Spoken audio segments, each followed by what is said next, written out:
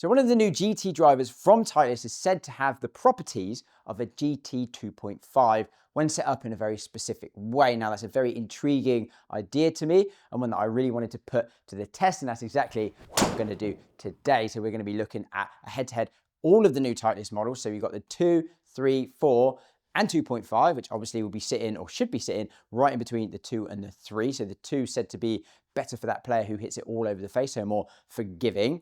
Is that true?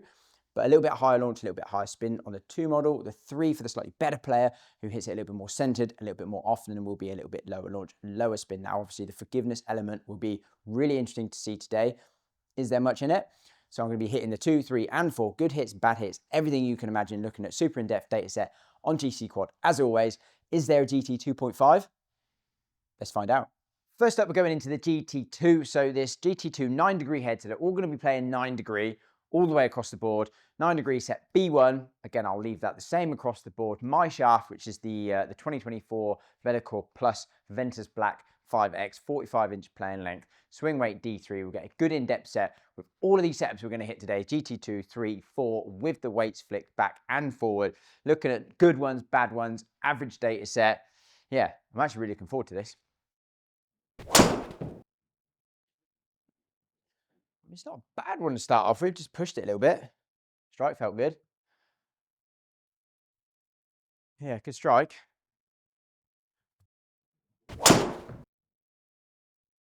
That was nice. A little bit of a draw, get that spin down a bit. Consistent strike. You go 11 launch, 2-2 spin. So that's actually class numbers. Oh, that felt really good. I think it might have been a fraction low possibly, like a couple of mil, but I mean, I'm taking all 3 of those drives any day of the week on course. Yep, 5 mil low, spin comes up to 2600. And honestly, I think like feel-wise off the face, I think these new GTs are probably one of the best, or some of the best feed-in drivers out there. That was lovely. That was lovely. Just such a good feeling when you middle this thing, honestly, so good. And again, I don't mind the numbers. That's probably the best strike today, to be honest, like 9 yards offline. It's that 11.5 launch, 2.5 spin. Yeah, it is good. Oh, that was awful. So not sure what that sound was, but again, these are the ones that are really interesting to see because that was incredibly far out the toe, 27 millimeters at the toe. What did that end up? 280 yards, 12 yards offline. So a good initial data set with the GT2. I took the really toey one out. And I think there was another one that was terrible that I took out, but the rest I left in, couple low, leaving those in. 163.5 ball speed, 10.5 launch, 2.6 backspin, 2.85 carry, 306 total. Moving into the GT3, still the same 9-degree head, still set at B1 on the sleeve setting, still my shaft, and we've got the standard head weight just set neutral. Oh, that was really bad. That was not good. Low in the head, turned it over. Didn't feel like a great swing, in fairness. That's always going to be a big part of it. Yeah, face too closed, a little bit low toe. But in all honesty, like 22 yards offline, probably left rough, like that suggests there. Still carried 270. Bad swing, bad strike.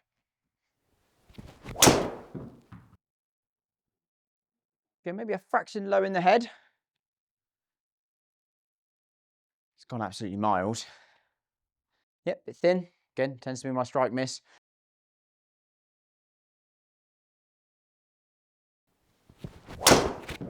That was not good. I thought that was going to go so far left. Like that swing felt all over the shop. It's out the toe. Don't know, just felt off balance that swing. Not too badly out the toe, to be honest, but it didn't feel like a good swing, but I love that result. Again, it felt toey. Like, it didn't feel great. Just getting away with it. Yeah, a little bit low toe. It always does feel way worse than it looks on that graphic. But, you know, I think that the idea that the 2 model is for the people who hit it more all round the face versus the 3 being for the better player. I mean, that was always the marketing spiel with the TSRs, right? But I don't believe it, if I'm honest. I really don't, having fitted hundreds, if not maybe even thousands of fittings now with Titleist drivers and seeing the difference firsthand with the data, day in, day out, 6 days a week fitting. Yeah, I don't think the 2's any better on miss hits than the 3. Actually felt one of the better strikes. Yeah, brilliant result. Love a bunker. I actually think it was marginally high on the face. Yeah, a couple of mil high. Again, that's interesting though. The spin didn't drop too low on that, which normally if you hit it high on the face, the spin really does drop. And it generally, I remember saying this before, again, I've done a lot of content on these clubs. Generally, when you hit it high in the face, it sounds horrible, sounds high pitched, sounds hollow, feels very hollow and dead. And that actually felt really good. And yeah, the result so far, apart from that first one that I hit a bit left, which again was only like 22 yards left, probably still finding it being okay. It's like 1, 2, 3, 4, 5, all down the middle with loads of distance, and none of them felt like the best strikes. Oh my God. How has that done that? I mean, I nearly fell over. That was an awful swing. Yeah, it's definitely low. Spin came up, yeah, like really, really low. And in that toe again. Typically, that's where I'm striking this, apparently. Very consistent. Again, 163 ball speed, 281 carry. Lovely draw. So the averages so far, and we'll dive really more in depth of all these numbers at the end, looking at all the club delivery and everything. But 1 more mile an hour ball speed out of the GT3, 1 degree less launch, 300 revs less spin, and 2 yards more carry. Which is very surprising considering I just took a look at the club delivery data and average strike. Those are actually really surprising numbers, and I'll explain why later. Right into the beast, the low spin monster, as Titleist say, the GT4 in its natural setup. So the heavy weight at the front, so low spin, less forgiving setup, and we'll see.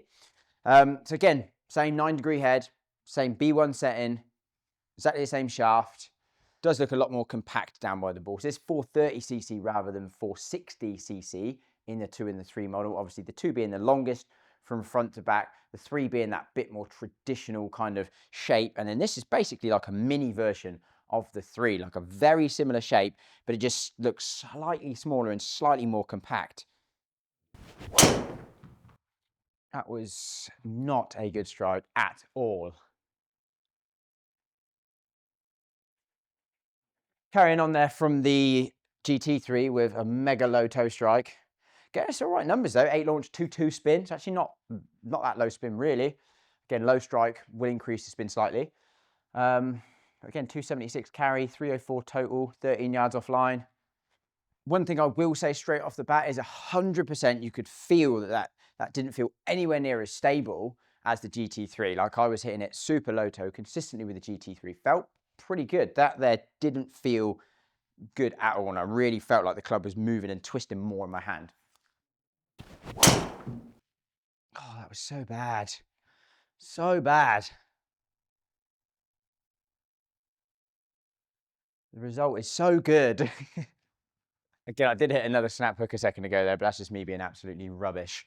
Again, so we go back to literally striking it in identical spot as the GT3, super consistently. And again, to be honest, the results are really not too dissimilar, right? I mean, that's spun at 2,700, 282 carry, 164 ball speed.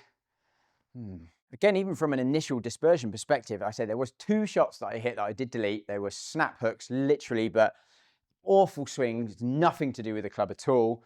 So that 1, 2, 3, 4, 5. Again, I haven't really felt like any of them have been particularly hit amazingly well. But again, the distance is great and results awesome. Right, this is going to be a real big miss hit just to test the forgiveness. Whew, that was really bad. Again, it's not horrible. Like, I think we did drop off a bit of ball speed. 160. Again, that was like, that's nearly off the face, to be honest. That was terrible. Let me get a little bit more curve. 2-4 spin, 13 yards offline, 2-6-6 carry. Again, I'll delete that one because I'm mishitting it on purpose. So a bit unfair in terms of the average data set, but it's just good to get an example and try and see what does it do when we do mishit it. Wow. Yeah, that was just, honestly, that's done insanely well. That has genuinely surprised me. 12 launch, 2-1 spin. Look at that strike. Horrific. 270, is that 272 carry? Again, I mean, it's so interesting when you start doing things like this and miss it in shots like that with clubs like a GT4 that are supposed to be completely not forgiving in the slightest. I mean, it's just things like this that really make you believe, is the marketing just all bullshit? That was low neck.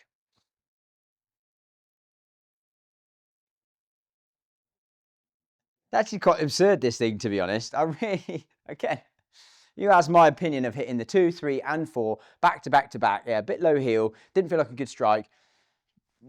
What result? Like hitting the 2, 3, and 4 back to back to back. Is there really much in terms of like the forgiveness that we see on miss hits across the face?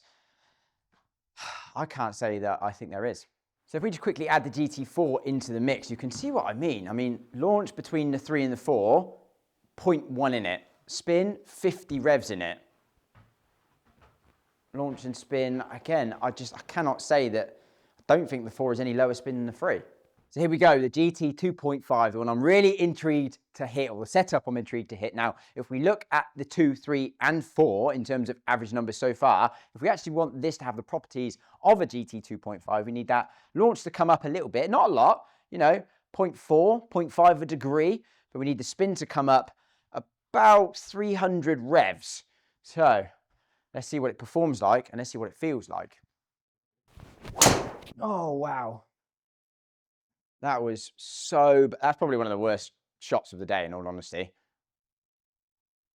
I mean, it cannot grumble at that at all. Yeah, wow, that was horrendous. And I wasn't trying to miss it, that was just a shit swing. Like super low and in the neck. And what's that? It's 26 yards offline. Not too bad. Again, on most courses, you're probably okay with that. Spin came up to 3-1. Still carried 270. And instantly I knew that was a miss hit. But again, like the stability of the head felt pretty damn good. Might end up deleting that one later, I don't know. Just again, trying to be fair to an average. So obviously, as you know, it's the GT4, just with the weight, heavy weight to the back, moving that CG back a little bit. So yeah, I'm just really intrigued by this. Oh, it's definitely a different ball flight. And again, that is back to my exactly the same strike, low toe. And it did feel better, 150% felt better. Yeah, that low toe, basically the exact same strike as we've been having for the last, I don't know, 30, 40 shots. But yeah, so 9.7 launch to 460 spin. So spin does come up a little bit, launch similar. Still 286 carry, 10 yards offline. I mean, 165 ball speed. And that did feel like, initially when I went into the GT4 and I was hitting that low toe strike, I said it felt a little bit harsher. You could maybe feel that it was twisting a little bit more. The results were still great, but it didn't quite feel as stable. That felt just the same as the 3. That felt nice. That felt really good. It's just such a different ball flight. Wow, still long. Woo! Oh man, that's good numbers. Might have to go in the bag. 11.3 launch, 2.2 backspin, 165, 166 ball speed. Definitely launches higher. Again, that was slightly higher in the head. In fairness, it was 3 millimeters low. So still not quite on the equator, but better. But yeah, definitely launched higher. That is a gorgeous ball flight. And yeah, it's mad. I remember doing this with a TSR and it was a similar thing, in fairness. It's surprising the feel difference that it makes. Again, straight away when I picked it up, felt the distribution in the weight is different. You can feel the mass a little bit more back, and that actually to me makes it feel slightly lighter in the head. And when you hit it, it feels more solid. I say basically it does turn it into a GT 2.5, or definitely closer to the 3 in terms of just the stability and the way it feels off the face.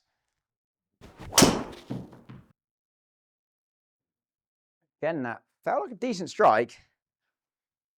Definitely pops up. I mean, Jesus, again, it's gone a lot further than I was expecting it to, in all honesty. Yeah, again, the strike. It's interesting that the strike's actually better now. Again, it's kind of moved up the face closer to ours with the GT2, which is super, super interesting. Having that heavier weight at the back. Maybe, again, it's just moving that strike around for me a little bit more. Again, it's tiny draw, just started a little bit to the right. 2-3 spin, 12.5 launch. Basically 300 carry. That's so good. Holy. I mean, again, that's super impressive, isn't it? Super impressive. Because again, you wait and see where that strike was. Slightly worse than the last one. And again, it was actually not a bad delivery in terms of like face to path. 275 carry with a decent ball flight. Again, I can't fathom how that is not forgiving. Let's get one out the heel. I'm pretty good at heel strikes. Well, apparently I'm very good at toe strikes as well. That was, oh, yeah, couldn't hit that any worse, to be honest. And the swing speed was down as well. 268 down the middle. Look at that strike. I mean, that's the ones out the heel there and the ones out there. You can't hit that any worse, right? You literally cannot hit that any worse. That 268, 5 yards offline. Again, it's forgiving. Okay, I'm going to delete those. I'm going to get a few more normal ones with this just to make sure I get a really good data set and be fair. And then let's compare the numbers. Right, let's dive into this data. So I'm really obviously intrigued between the GT 2.5 or the GT4 with the weight at the back and the GT2, but we'll have a good look through everything. Can see that the efficiency, the most efficient was the GT4 with the weight at the front, which again theoretically makes sense. The furthest forward CG typically leads to a little bit more ball speed, so we see a tiny bit more efficiency coming from that. But again, there's not loads in there really, is there? Swing speed all within 1 mile an hour. I mean, the 3, 4, and 2.5, nothing in it at all. Probably a little bit slower GT2.